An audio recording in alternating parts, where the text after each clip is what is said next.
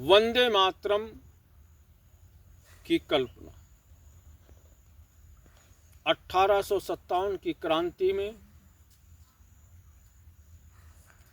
लाल डलहौजी जब भारत आया, उसकी दमनकारी नीतियों ने भारत के अंदर बहुत भयंकर दमन किया। राजा रजवाड़े हतोत्साहित हो चुके थे और उस समय दत्तक पुत्र भी नहीं ले सकते थे। अगर किसी राजा के यहाँ को पुत्र ने दत्तक पुत्र भी नहीं ले सकते थे, यानी देश की आज़ादी की चर्चा करना बहुत कठिन हो चुका था। 1857 का जो संग्राम था, उस संग्राम के अंदर इतना भयंकर संघर्ष हुआ था, इतना भयंकर भारतीयों के ऊपर अत्याचार हुआ था। उसके बाद ऐसा लगता था कि देश की कल्पना करना आज़ादी की कठिन काम हो। संत लोग परेशान थे, भारत माँ कैसे आज़ाद होगी। उसी समय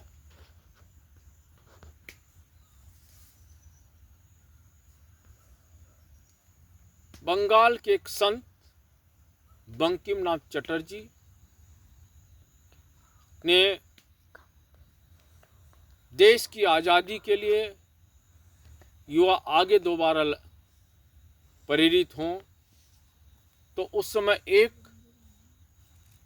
नाटक लिखा जिसका नाम था आनंद मठ। ये आनंद मठ उस समय लिखा गया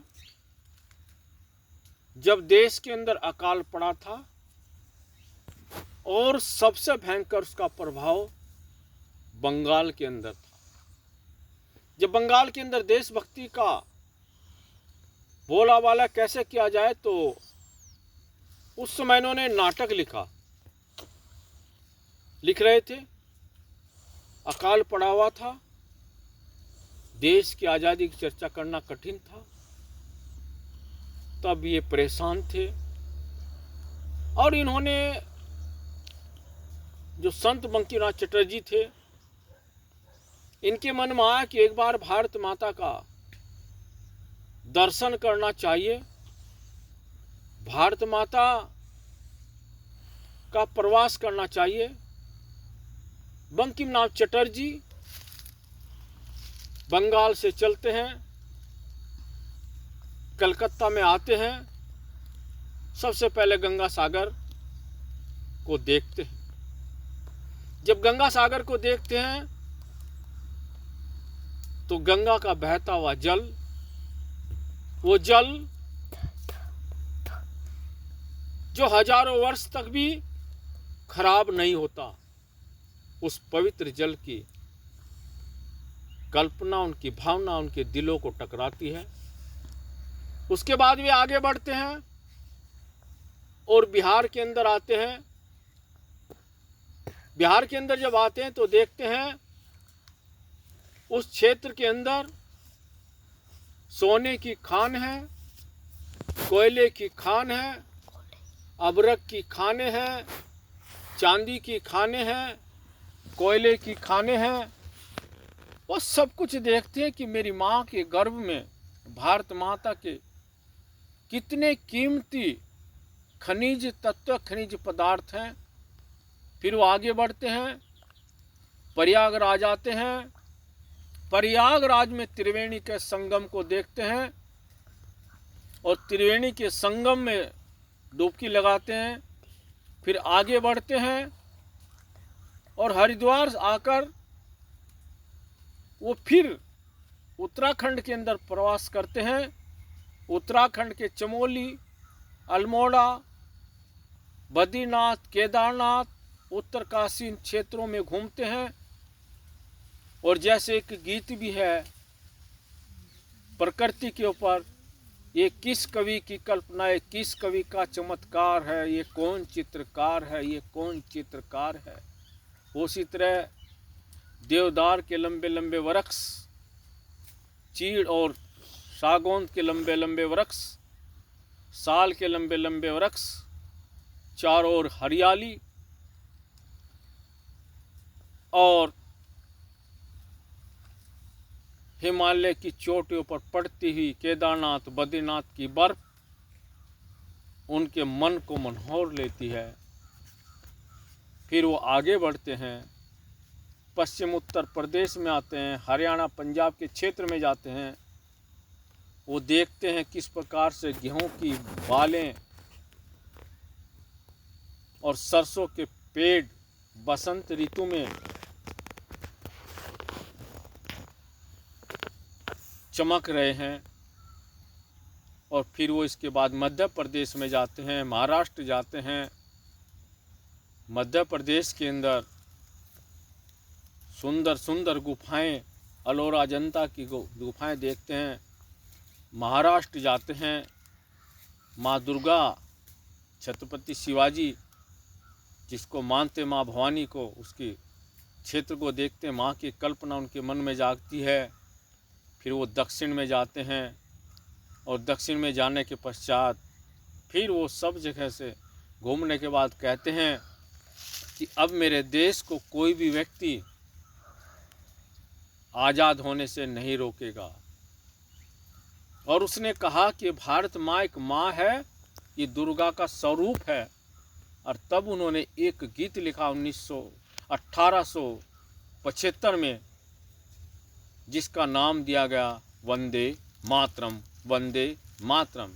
और ये गीत पूज्य रविंद्रनाथ टैगोर जी ने एक कांग्रेस के अधिवेशन में इसको गाया था। और तब से गीत क्रांतिकारों की दिल की धड़कन बना। और देशभक्त जब चलते थे, या प्रत्येक भारत का नागरिक गलियों में इसी गीत को गुनाता था, वंदे मातरम, सुजलाम सुफलाम मलयज शीतलाम सस्य श्यामलाम मातरम, वंदे मातरम। इस गीत को गुनगुनाता था, आगे बढ़ता था, फांसी के फंदों को चूमता था। उसके 150 वर्ष हुए हैं। इसलिए आज लेकिन दुख के साथ कहना पड़ता है, देश की आज़ादी के पश्चात आज कुछ तत्कालीन नेता या कुछ पार्टी या अन्य लोग वंदे मातरम पर उंगली उठाते हैं, वंदे मातरम बोलने से मना करते हैं। वास्तव में लोग देशद्रोही हैं। क्योंकि भारत के अंदर जब देश आज़ाद हुआ तो उस समय एक निर्णय लिया गया था, कोई भी कार्य होता है, अगर पिक्चर भी देखते हैं तो हॉलों के अंदर जब पिक्चर चलेगी तो राष्ट्रगान होगा, वंदे मातरम का गुणगान होगा। लेकिन धीरे धीरे उन चीज़ को भूल चुके थे। इसलिए मौलिक अधिकारों के अंदर दिया, मौलिक कर्तव्यों के अंदर दिया गया है कि पहला ही मौलिक कर्तव्य है कि राष्ट्रध्वज, राष्ट्रगान और राष्ट्रगीत का प्रत्येक व्यक्ति को सम्मान करना होगा। इसलिए जो ये कहते हैं कि नहीं, ये भावनाओं पर आश्रित है, देशभक्ति भी यदि भावना रहती है तो देश के प्रति देशभक्ति या देश के लिए मर मिटने का जुनून रहता है। अगर देश के अंदर ये भावना नहीं है तो जुनून नहीं होता, और वो तभी आता है जब देशभक्ति के गीत गाते हैं या राष्ट्रगान या राष्ट्रगीत गाते हैं। 26 जनवरी 15 अगस्त को जब देशभक्ति गीत गाते हैं तो प्रत्येक व्यक्ति के अंदर जोश और जुनून आता है। इसलिए ये बहुत ज़रूरी है। जो व्यक्ति आज चर्चा करते हैं, आपको विचार करना चाहिए। जब भारत का संविधान लिखा जा रहा था उस समय भारत के संविधान को लिखते समय विचार करना चाहिए कितनी देश की विकट परिस्थिति थी। देश के विभाजन के कारण रक्तपात हो रहा था। उस समय नदियां भी उफान पर थी, ट्रेनें कट कट कर आ रही थी और जा रही थी। उस परिस्थिति में देश के अंदर भारत के संविधान के निर्माताओं ने, वो सभी समुदाय के थे, उन्होंने एक ही निर्णय लिया था कि देश के अंदर जब भारत के अंदर संविधान लिखा जाएगा, किसी भी विषय को लेकर हम आपस में चुनाव नहीं कराएंगे, हाथ नहीं उठाएंगे, सर्वसम्मति से हम प्रत्येक चीज़ को मनाएंगे, उसमें तर्क और तथ्य दिए जाएंगे, उसको स्वीकार करेंगे और तब जाकर भारत के संविधान के अंदर ये भारत का संविधान बना। आज तो इतनी विकट परिस्थिति भी नहीं है, लेकिन आज अधिकांश लोग कुछ उंगली उठा रहे हैं वंदे मातरम के ऊपर कि उनको नहीं गाना चाहिए। स्वतंत्रता दी गई है, स्वतंत्रता का मतलब ये नहीं होता है कि हम देश का सम्मान कर दें। इसलिए आपने देखा होगा कि जब गृह युद्ध की स्थिति होती है, आपातकालीन स्थिति होती है, उस समय कितने मौलिक अधिकार हट जाते हैं, ये हमको विचार करना चाहिए। इसलिए जो आज वंदे मातरम गाने से मना करते हैं या जो व्यक्ति उन लोगों का पक्ष रख रहे हैं कि और वंदे मातरम स्वतंत्र व्यक्ति है, वो गाए या नहीं गाए, लगता है वो शायद देशद्रोही हैं। इसलिए वंदे मातरम पर विशेष विचार करना चाहिए।